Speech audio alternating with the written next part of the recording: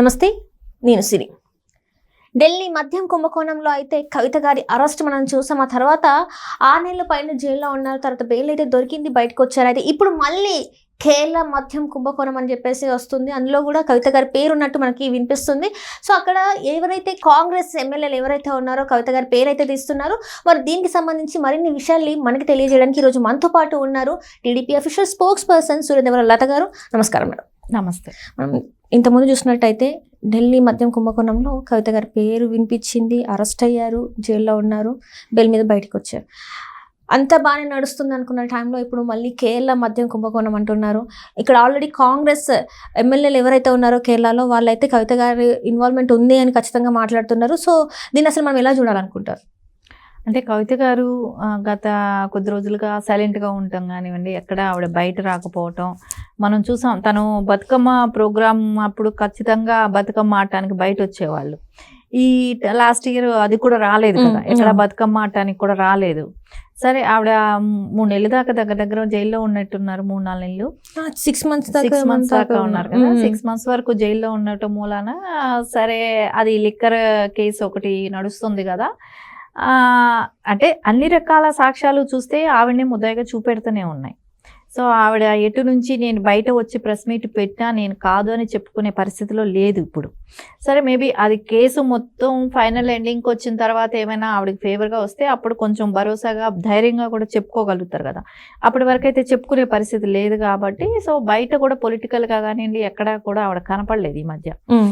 సరే, ఇంకా అంతర్గతంగా చూసుకుంటే వాళ్ళ పార్టీలోనే బీఆర్ఎస్లోనే కేటీఆర్ గారా, హరీష్ గారా, కేసీఆర్ గారు బయట రాకపోవటం, దీని గురించి ఎక్కడా కూడా చెప్పకుండా ఉండటం. అంటే ఏమనంటే ఆవిడ చేసింది తప్పు జరిగింది, జరగలేదు అనేది కూడా ఎక్కడ చెప్పకపోవటం.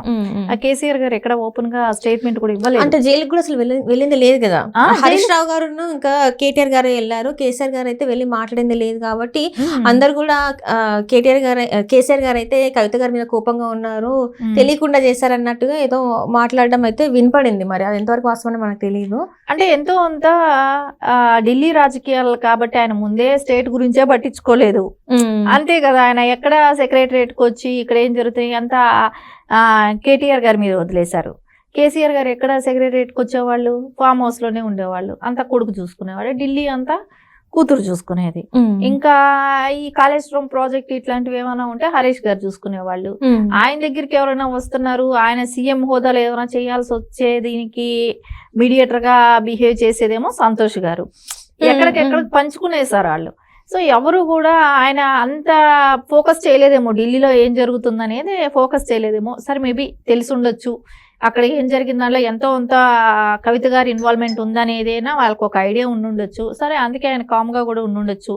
అంటే గట్టిగా బాధించకపోవటమే కానివ్వండి, బయట అంటే కుటుంబ సభ్యులు కూడా ఎవరు కూడా కక్షతో చేశారనేది కూడా పెద్దగా ఎక్కడా కూడా ఫోకస్ చేయలే. అది మనం చూసాం. ఇన్ని రోజులు 6 నెలలు జైల్లో ఉందని అన్నారు కదా. 6 నెలలు ఉన్నప్పుడు కూడా ఎక్కడా కూడా వాళ్ళ నాయకులు కూడా మనం చూస్తే ఆ పార్టీకి సంబంధించిన నాయకులు కూడా ఎవరు కూడా బయట ధర్నాలు చేయటం జరగలేదు. అక్రమ అరెస్ట్ చేశారని కానివ్వండి, ఇట్లాంటివి ఎక్కడా కూడా జరగల. ప్రశాంతంగానే ఉండింది. 6 నెలలు కూడా ఎవరు కూడా ఎలాంటి డెసిషన్స్ తీసుకోలేదు, ఏమీ కూడా జరగలేదు. అవన్నీ అందరూ చూశారు కూడా. సరే, ఇప్పుడు మళ్ళా అంటే ఒకవేళ కాంగ్రెస్ చేసినా ఏదైనా, ఇప్పుడు కాంగ్రెస్ ఇక్కడ ఉంది, తెలంగాణలో కాంగ్రెస్ ఉంది.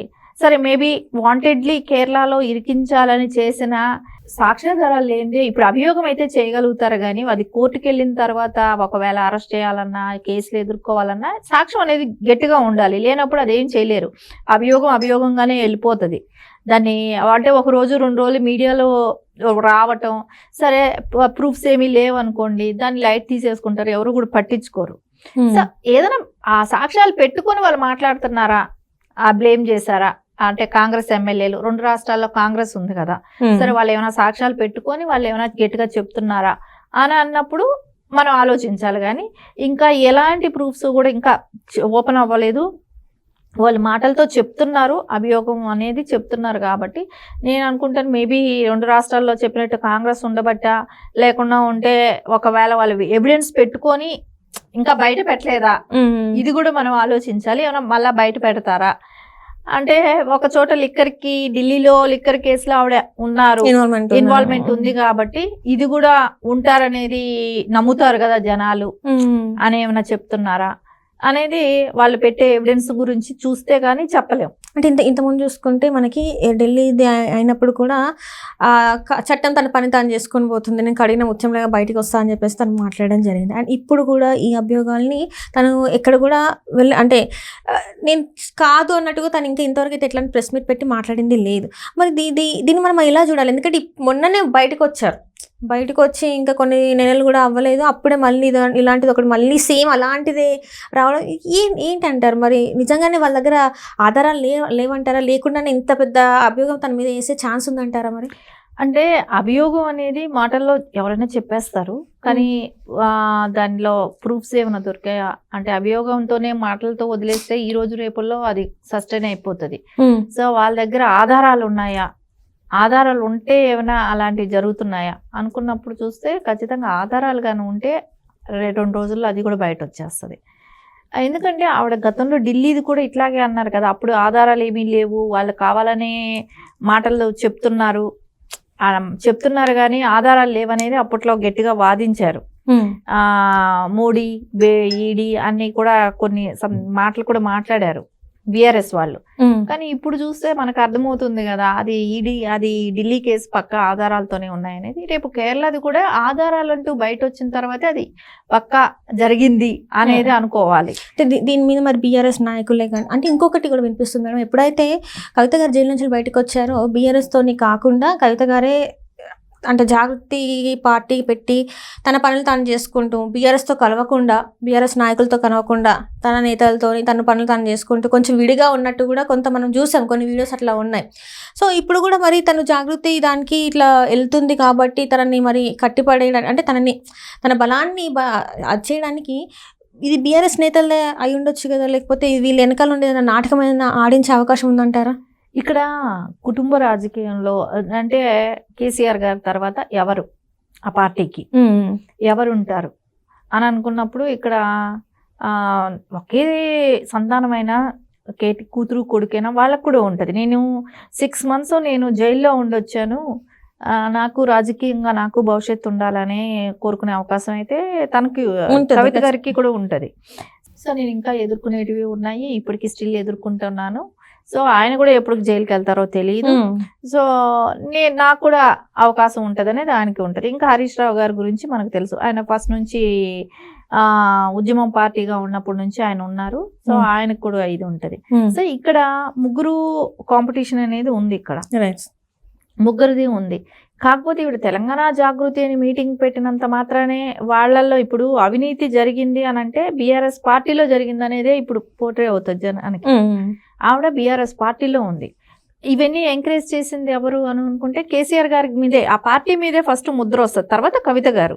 సో ఇవన్నీ అంటే ఒకళ్ళ గురించే కాదు కదా, కవిత గారే కాదు, ఇక్కడ కేటీఆర్ గారు ఉన్నారు, హరీష్ రావు గారు ఉన్నారు, ఇంకా వాళ్ళ ఎమ్మెల్యేలు ఇప్పుడు మనం చూస్తూనే ఉన్నాం ఎవరెవరు బయట వస్తున్నారు.